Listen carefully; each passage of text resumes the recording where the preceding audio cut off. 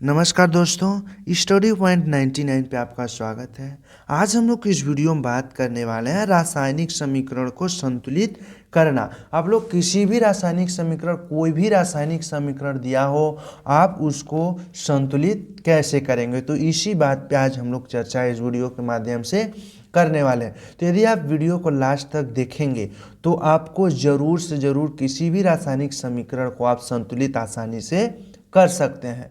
तो चलिए वीडियो को हम लोग स्टार्ट करते हैं।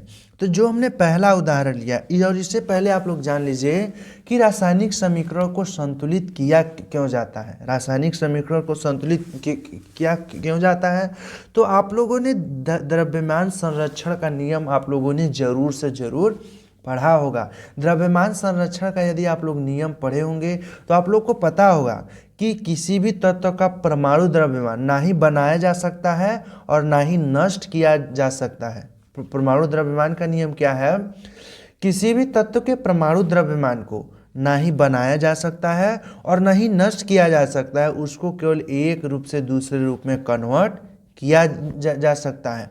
तो इसीलिए हम लोग रासायनिक समीकरण को संतुलित करते हैं ताकि दोनों साइड का परमाणु द्रव्यमान बराबर हो। भलाई से जो उसका बनने वह अलग चेंज हो जाए, दूसरे तत्व में कन्वर्ट हो जाए, लेकिन उसका परमाणु द्रव्यमान दोनों तरफ क्या होना चाहिए? सेम होना चाहिए। तो यही कारण है क्योंकि परमाणु द्रव्यमान संरक्षण का नियम क्या बोलता है कि किसी भी तत्व का परमाणु द्रव्यमान ना ही बनाया जा सकता है और न ही नष्ट किया जा सकता है। तो इसीलिए रासायनिक समीकरण को संतुलित किया जाता है। तो इस वीडियो में हम लोग छोटे से लेकर बड़ा एग्जाम्पल तक आसानी से समझेंगे कि रासायनिक समीकरण को संतुलित कैसे करते हैं। तो चलिए वीडियो को हम लोग स्टार्ट करते हैं। जो मेरा पहला एग्जाम्पल है वह है मैग्नीशियम Mg, यानी होता है मैग्नीशियम प्लस O2। मैग्नीशियम और ऑक्सीजन ऑक्साइड मिलके क्या बनाते हैं? MgO बनाते हैं, यानी मैग्नीशियम ऑक्साइड बनाते हैं। और अब देखते हैं देखिए, जो ये इस साइड का होता है, इस साइड का होता है, इसे हम लोग बोलते हैं अभिकारक। क्या बोलते हैं इसको? अभिकारक।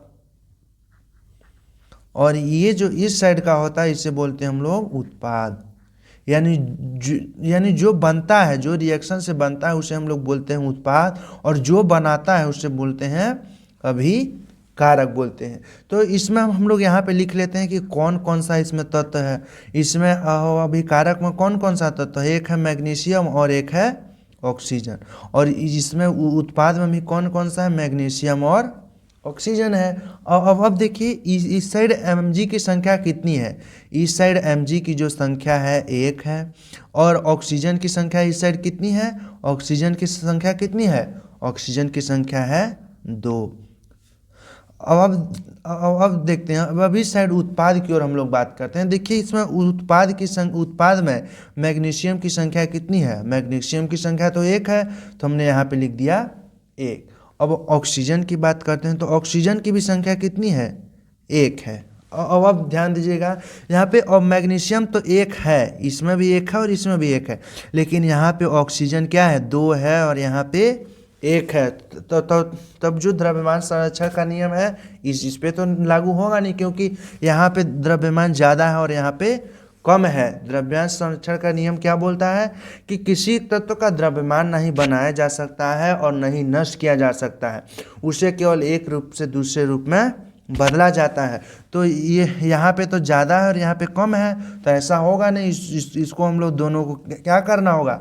बराबर करना होगा। तो हम लोग बराबर कैसे करेंगे? यदि यहाँ पे हम लोग O में 2 से इंटू कर दें, 2 से इंटू कर दें, तब तो मेरा 2 हो जाएगा, 2 बराबर हो जाएंगे। और तो अब चलिए हम लोग ये 2 यहाँ पे लिख देते हैं। और ध्यान दीजिएगा कि ये जो 2 हम लोग लिए हैं O के या ना ही इस साइड नहीं लगा सकते, केवल सामने हम लोग लिख सकते हैं, और डायरेक्ट बीच में भी हम लोग नहीं घुसा सकते। यहाँ पे हमने लिखा 2। अब देखते हैं, अब देखिए यहाँ पे मैग्नीशियम की भी संख्या कितनी हो गई? मैग्नीशियम की भी संख्या हो गई 2, और यहाँ पे ऑक्सीजन की संख्या तो 2 हो गई। ये तो ऑक्सीजन ऑक्सीजन मेरे क्या हो गए, बराबर हो गए। अब बात आती है मैग्नीशियम की। मैग्नीशियम की संख्या देखिए, इसमें 1 है लेकिन इसमें 2 है। यदि हम लोग इसमें भी 2 से इंटू कर दें तब तो मेरा यह समीकरण क्या हो जाएगा, दोनों साइड बराबर यानी संतुलित हो जाएगा। तो हम लोगों ने यहाँ पर हमने रख दिया 2।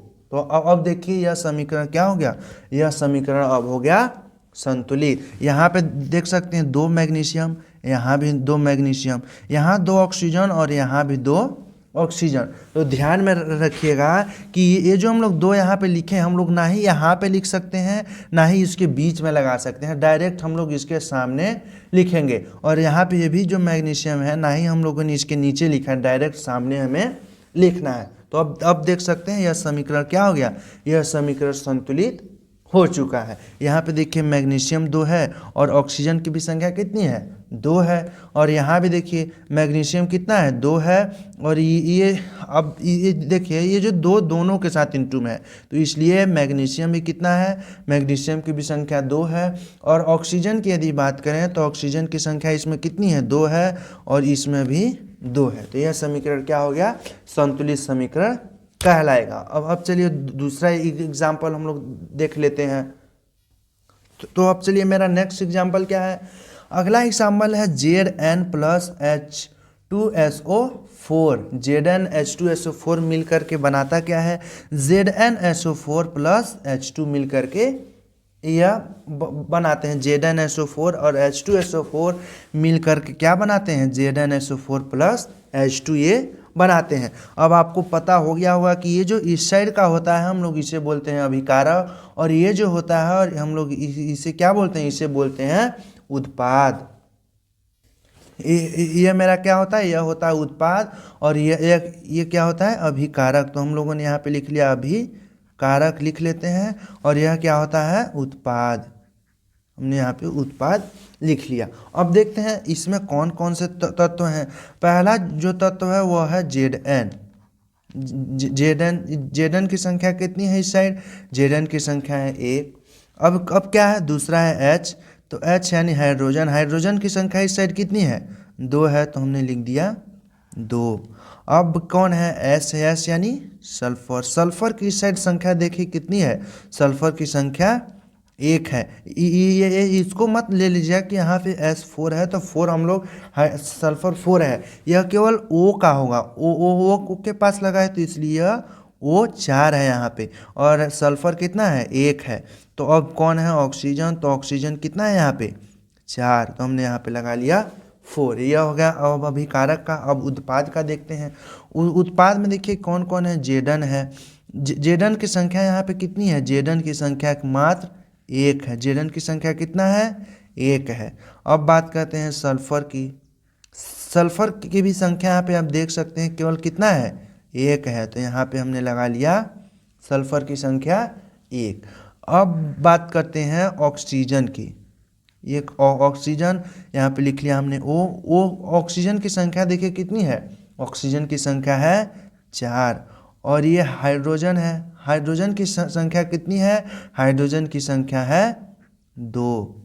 तो ये हो गया अभिकारक का, ये हो गया उत्पाद का। तो देखिए यहाँ पे Zn की संख्या कितनी है, Zn की संख्या है 1 और इसमें भी कितना है 1, यानी ये तो बराबर है, इसमें कोई ये इधर उधर नहीं करना। और हाइड्रोजन की संख्या यहाँ पे कितनी है, हाइड्रोजन की भी संख्या 2 है और इसमें भी हाइड्रोजन की संख्या कितनी है, 2 है, यानी हाइड्रोजन की भी संख्या संतुलित है। और इसमें सल्फर की संख्या कितनी है, सल्फर की संख्या 1 है और इसमें भी सल्फर की संख्या कितनी है, 1 है, यानी यह भी संतुलित है।